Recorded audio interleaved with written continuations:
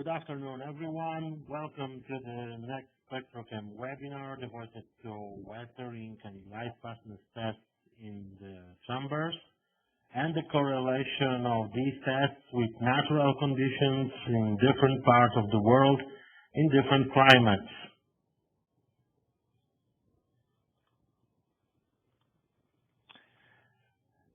The agenda of today's meeting is as follows. My name is Artur Palash and I am responsible for weathering tests conducted for our clients, and I am an R&D director of our lab.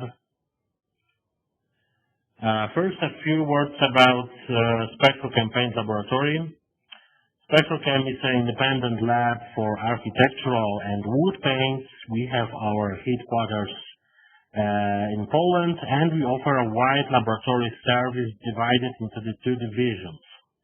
First is formulation lab, where we develop formulation of latex paints, wood paints, waterborne alkyds, waterborne epoxy paints, and we develop this formulation as start point formulations for raw materials producers, and we test various doses, effectiveness.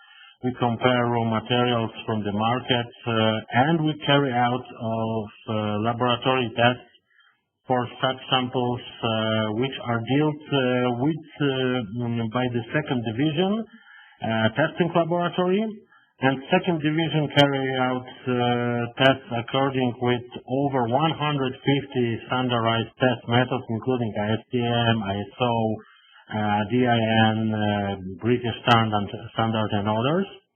All tests are carried out in our lab in Poland under strict climate conditions in the laboratory during conditioning and during the test. Our mission is constantly acquire and expand knowledge to share with customers to improve the quality of products and inspire them to act in their further development. We dedicate our service to paint manufacturers and raw materials manufacturers around the world. We are present in many countries with our clients in the form of consultation, formulation, development, case studies, test results, and more. We always work with dedicated raw materials available on a given market in a given country in accordance with the regulations like emission, content of hazardous ingredients, as well in accordance with some habits of local market. We are a member of ASTM International and in 3 committees, and we support the creation of highest quality standards in the world. Okay, let's get to the introduction of today's webinar. First, some theory, but it's needed to move well in the definitions we'll be using today. These definitions come from ASTM G113 and relate to the distinction between methods of coating exposure like weathering and lightfastness. Every time when we say weathering, natural weathering is the first way to exposure coatings to the environment. The exhibition consists in exposing the samples to direct action of natural surroundings, as here, for example, a photo from Arizona desert testing with direct natural exposure. And another way to conduct weathering tests are accelerated tests, but still in natural conditions. How is this possible? In this presented photos, you can see a solar radiation concentrator on the left side, which works in the surrounding natural environment, but focuses on samples more solar energy thanks to a set of mirrors. Thanks to this, the samples also heat up more. So radiation and temperature is more intense, hence we have accelerated conditions. Other conditions in this example, like environmental humidity, are not accelerated. On the right side photo is a special box used for exposure of samples under natural radiation, but through a window glass with a higher temperature inside the box. This is accelerated weathering, but in natural outdoor conditions. Another way to conduct weathering tests are tests under accelerated but artificial conditions. That is in laboratory chambers where radiation and other factors are generated in artificial way. Here you can see two chambers from our lab. On the left side is xenon arc test chamber, and on the right side is fluorescent UV chamber. The last date to be introduced today is lightfastness. What is the difference between lightfastness and weathering? Weathering is a coating aging process with sample moisturizing. Sample moisturizing factor, of course. For example, moisturizing from condensation or water spray. Of course, condensation and water spray with radiation and temperature cycles, but always with moisturizing generated time of wetness. Lightfastness is a change in the property of coatings under the influence of radiation, UV radiation in the chamber with fluorescent lamps, or radiation from xenon arc chamber, but it's always dry radiation without moisturizing. As a result of weathering or lightfastness, the coatings are destroyed. The most common signs of damage are color fading, cracking, gloss reduction, chalking, flaking, yellowing of white coatings, and more. The causes of this damage are factors causing degradation. They are very different in different parts of the world. Sometimes they are very diverse in one country. These factors do not always occur in the same intensity, not always in the same sequence in succession, but the main factor causing aging include, of course, sunlight, heat, oxygen, humidity, dew, rain, acid rain, or air pollutions. Earth's climate zones are very diverse. In each of them, there are different intensified factors causing the destruction of coatings, both as weathering and, of course, lightfastness on interior coatings. Often in many zones, some factors are extremely elevated, while others are kept to a minimum. The length of individual weathering periods also has a very large impact of the variety of factors causing the destruction of coatings. So let's consider three cases of regions to which we will theoretically want to sell paint. For example, paint for building facades. We have one region of Brazil with equatorial and subequatorial climate and Tropic of Capricorn in the south, where we have very high temperatures, poor winters, and very high humidity. The second region is India, with equatorial climate with monsoon zone, with subequatorial in the area of Himalayas and Karakoram. Here we have also high temperatures, lower humidity, but rainy seasons. Spain is the third region, and of course Spain is in Europe, but climate is subtropical continental and maritime on the outskirts. In Spain there is high temperature, moderate humidity, and very little rain. Each of these regions also differs in solar radiation and its energy. How is to choose the course of tests in laboratory chambers to provide customers information on the durability of coatings in this, for example, individual regions. That is the biggest challenge, and our laboratory biggest challenge was to answer the question of how to correlate natural weathering tests into laboratory tests. Is this even possible? If so, how to do it? What are the limits and how to program the course of cycles in the laboratory chambers to correlate exposure in the conditions of different climatic zones in India, Brazil, Spain, but also in other countries like Germany, Norway, Indonesia, Africa. To try to answer this question, you must first answer the question about the possibilities of the test chambers.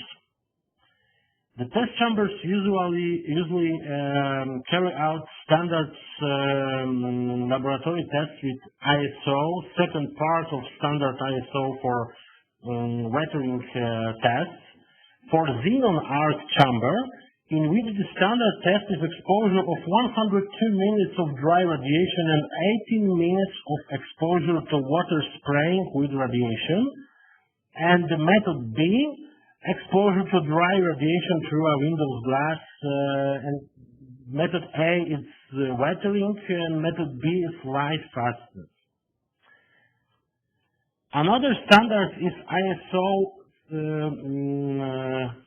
third part of ISO test methods with chamber with fluorescent lamps, where we have three sets of lamps: UVA 340, UVA 351 for simulation of lightfastness through window glass, and second type of lamps, UVB 313, for testing very high durable coatings, of course with some limitation, because here is very big limitation in the radiation on the very short UV range.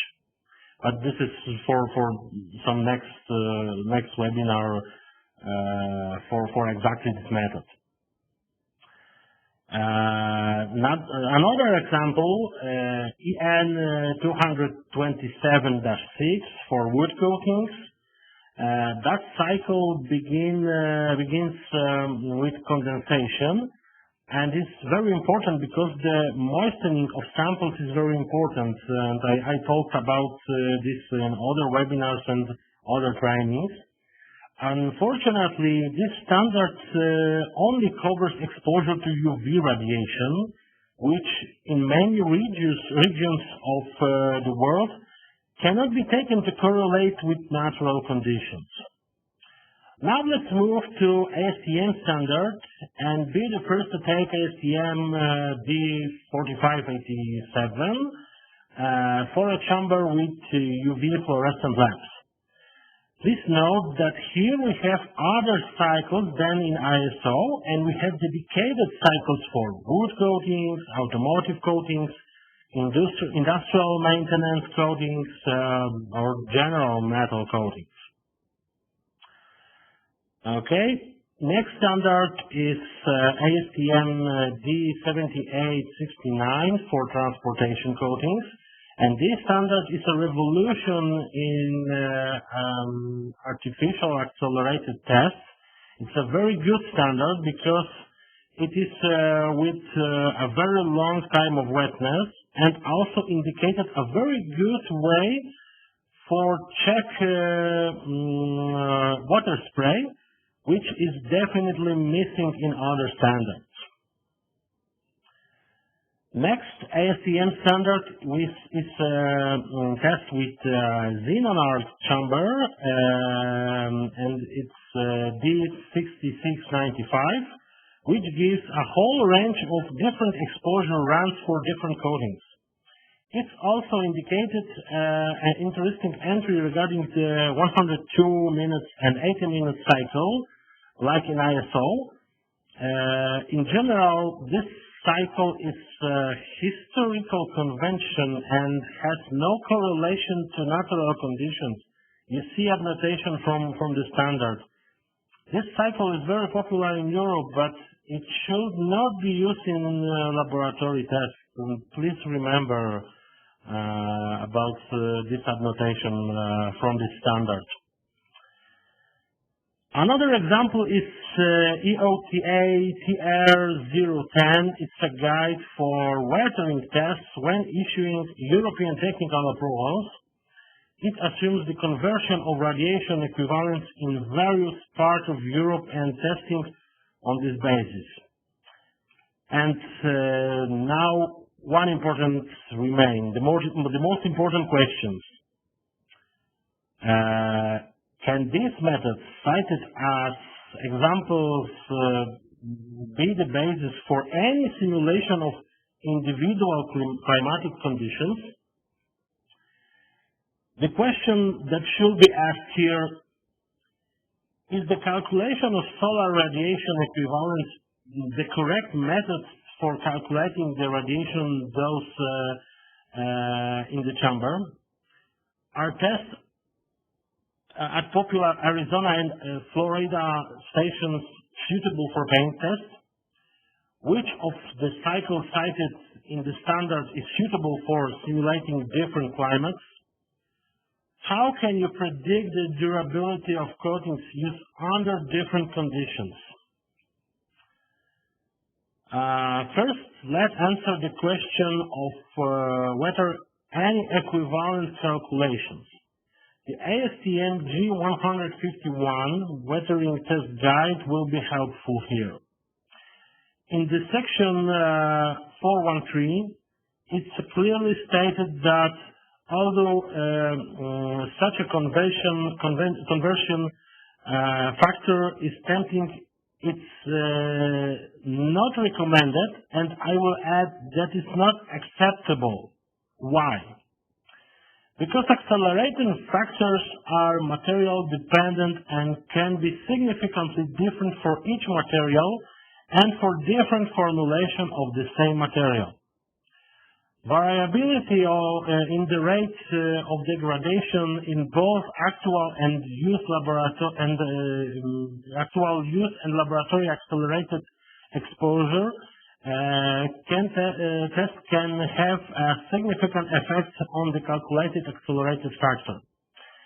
Acceleration factors calculated based on the ratio of irradiance between a laboratory light sources and solar radiation, even when identical band passes are used, do not take into consideration the effects on a material of irradiance, temperature, moisture, and difference in spectral power distribution between the laboratory light sources and solar radiation.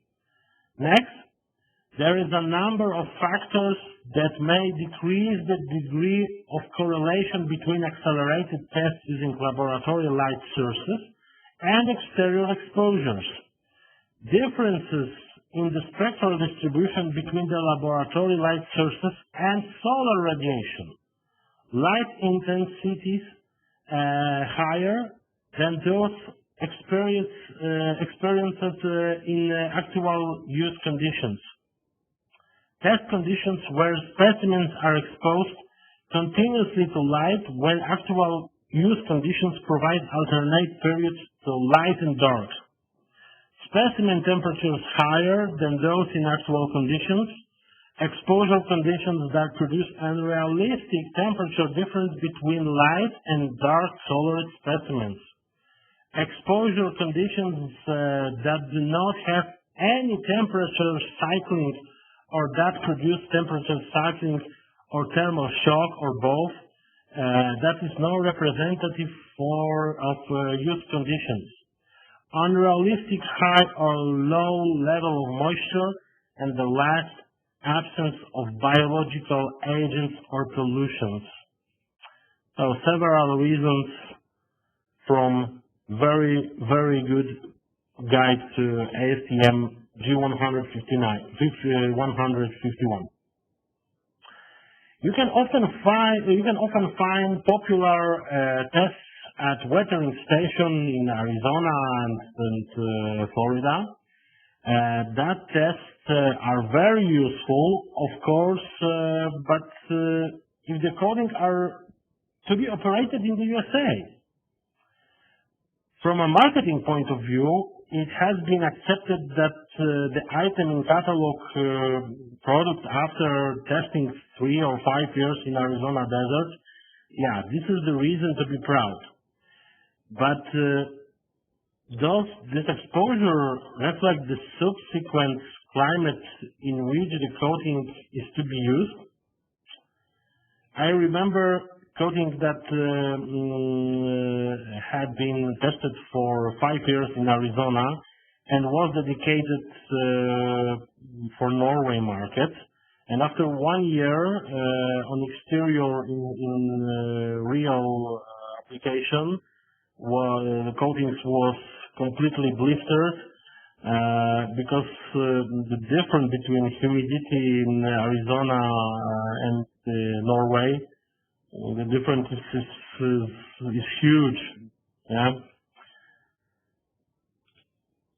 Okay. Which standardized cycle is suitable for simulating the climate in different parts of the world? And another citation from ASTM G151 in section 412. No laboratory exposure test can be specified as a total simulation of actual use conditions in outdoor environments. Please remember this standard. Results obtained from this laboratory accelerated exposure can be considered as a representative of actual use exposure only when the degree of rank correlation has been established for specific material being tested and when the type of degradation is the same. The relative durability of materials in actual use conditions can be very different in different locations because of difference in UV radiation, time of wetness, relative humidity, temperature, pollutions, and other factors. Therefore, even if results from a specific exposure test conducted according to this practice are found to be useful for comparing the relative durability of materials exposed in a particular exterior environment, it cannot be assumed that they will be useful for determining relative durability of the same material for a different environment. And the last citation from the standards, I have some little problem. A common application is conducting a test to establish that the level of quality of different batches does not vary from a control material with a no performance. Please remember this standard. How to use artificial watering, accelerated artificial watering correctly. The first is to use ASTM G151 as the basic guide. The same applies to other guides from ASTM like G147 for specimen preparation and operation, G154 for testing UV chambers, and G155 for test in the xenon arc chamber.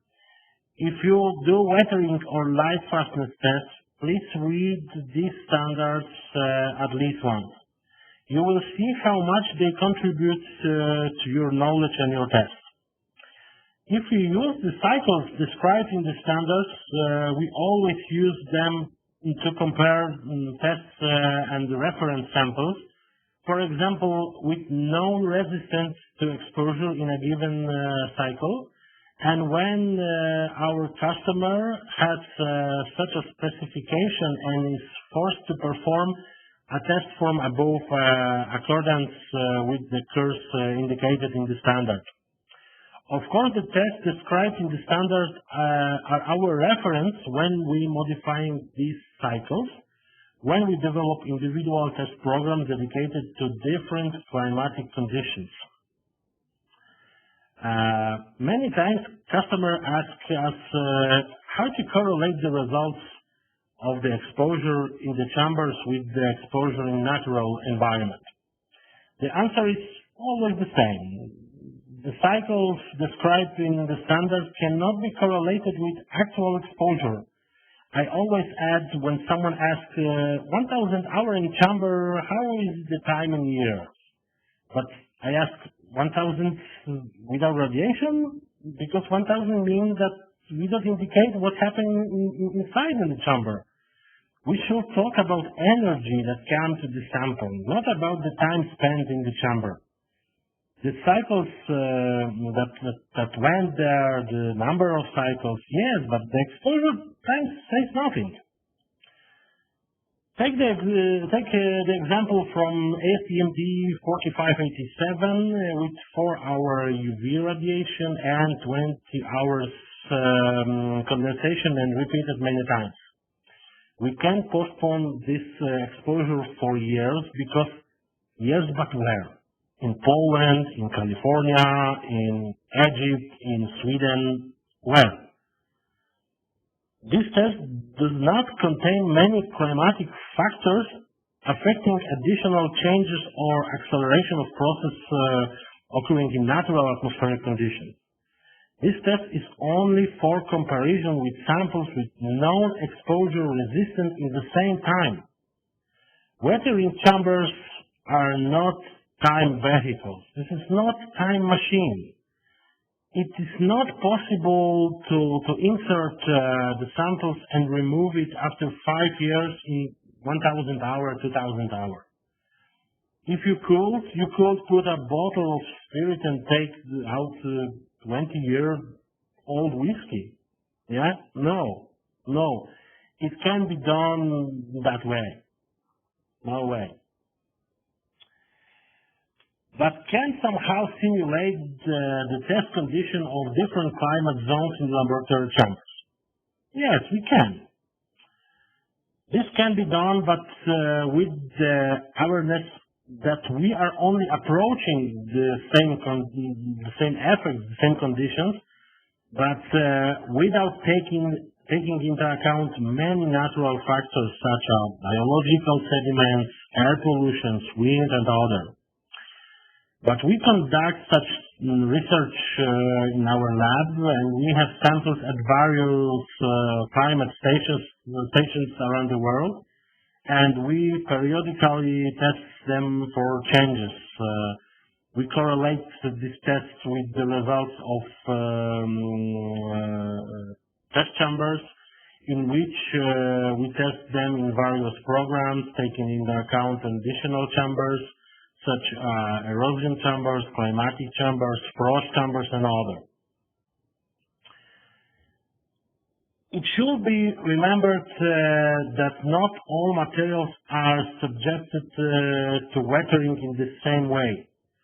Our case study concerned exterior facade paint and exterior plasters, exterior wood coatings, roof coatings including cool roof coatings, and for lightfastness interior latex paint.